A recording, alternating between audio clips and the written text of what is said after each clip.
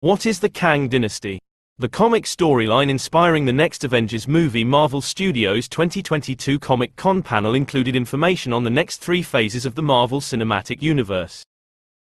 Perhaps the biggest announcements were a new pair of Avengers movies in Avengers, the Kang Dynasty and Avengers, Secret Wars. While the latter sent out shockwaves across social media, especially as it looks to adapt a fan-favorite Marvel Comics storyline, the Kang Dynasty is just as important. In fact, the storyline it draws its name from may be one of the most compelling Avengers stories to be printed in comics. The latest trailer for Ant-Man and the Wasp: Quantumania only reinforces how much of a menace Jonathan Majors' time-traveling warlord will be, as he coerces Scott Lang, Paul Rudd, into working for him and delivers a no-holds-barred beatdown to the size-changing hero. Even the subtitle invites viewers to witness the beginning of a new dynasty, outright hinting at the importance of the story to come. What happens in the Kang Dynasty comics storyline? The Kang Dynasty storyline took place through Avengers, Volume 3, #41-55, and the Avengers Annual 2001. True to its name, it features Kang the Conqueror establishing his dominion over the entire Earth with the help of his son Marcus, who took up the mantle of the Scarlet Centurion. The Avengers join forces with the respective forces of the United Nations to try and stop Kang, but the Conqueror is well prepared.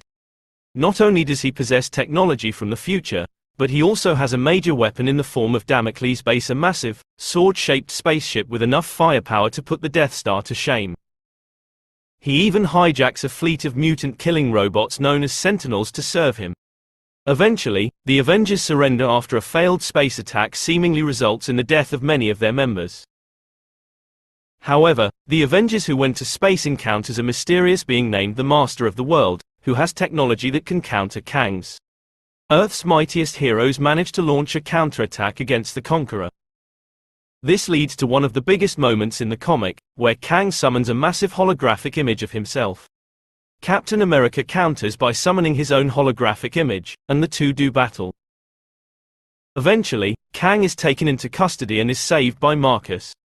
Kang, however, winds up killing his son and expresses disappointment that Marcus didn't try to take over his empire before revealing that he has cloned his son, in a seemingly endless campaign against the Avengers.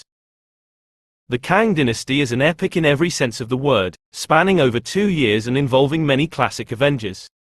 The various artists attached to the title at the time, including Alan Davis, Excalibur, Ivan Reis, Superman, and future Uncanny Avengers writer Rick Remender, truly brought a cinematic flair to their work.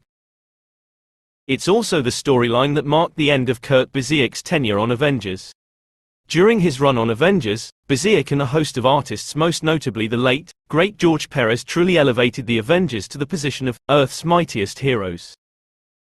The Kang Dynasty is the perfect example of Busiek's craft, as every Avenger gets a chance to shine and Kang's conquest feels like it has true life and death stakes. Avengers: Age of Ultron also pulled from Busiek's storylines. In fact, the Kang Dynasty being adapted into film continues the trend of Avengers films pulling from Busiek's work. Avengers: Age of Ultron owes a great deal to Ultron Unlimited, the Busiek-Perez storyline where the genocidal AI Ultron launched his deadliest attack against the Avengers. The Avengers Forever miniseries features the Avengers traveling through time, with its influence being heavily felt in Avengers: Endgame. And Thunderbolts, the upcoming film featuring a team of Marvel's supervillains, takes its name from a comic co-created by Busiek. In short, Kurt Busiek may be one of the most influential comic creators where the MCU is concerned. Kang is the MCU's next big bad. The Kang Dynasty has also cemented Kang as the MCU's next big bad following Thanos. With director Peyton Reed hyping up Quantumania as the beginning of Phase 5, it's safe to assume that Kang's actions will carry over into the Kang Dynasty. And with Secret Wars being hinted at in Loki and Doctor Strange in the Multiverse of Madness, the Kang Dynasty will more than likely serve as the first half of a 2-part story similar to how Avengers: Infinity War led into Endgame. Even more recently, Destin Daniel Cretton was revealed to helm the Kang Dynasty.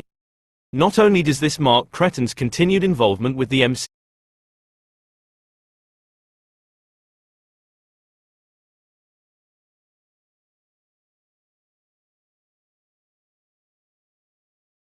following the success of Shang-Chi and the Legend of the Ten Rings, but it also may hint at who will appear in the new roster of the Avengers.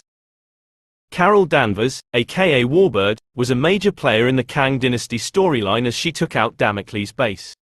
That's not even mentioning the fact that Brie Larson, who plays Carol, Captain Marvel, has appeared in every one of Cretton's films to date. Having Carol as the leader of the Avengers would continue to mark the MCU's trend of building up a new generation of heroes. Joining Cretton is screenwriter Jeff Loveness, who penned the script for Quantumania in addition to working on the Kang Dynasty film adaptation.